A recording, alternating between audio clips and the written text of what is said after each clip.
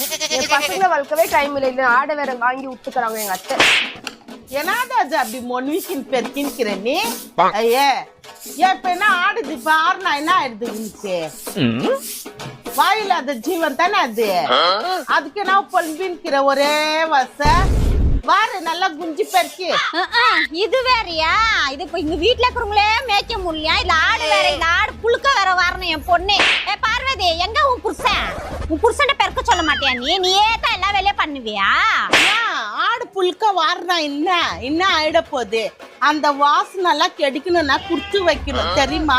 இல்லாத நோயெல்லாம் போவோம். மாட்டுச்சாணி ஆட்டுச்சாணி எல்லாம் அல்லுனா நீங்க எல்லாம் என்ன எந்த ஊர்ல வாழ்ந்துக்கிறீங்க? உன் பொண்ணை முன்ன பின்ன வேலை செய்ய வச்சுட்டா தானே தெரிஞ்சுக்கோ. அப்படியே சோகேஸ் பொம்மை மாரி வச்சிருந்த இசுன்னு வந்து இங்க வந்துட்டா அதுக்கு தான் கேக்குறேன். ஆடு புழுக்க வர்றியா நிக்குன்னு. அந்த மாதிரி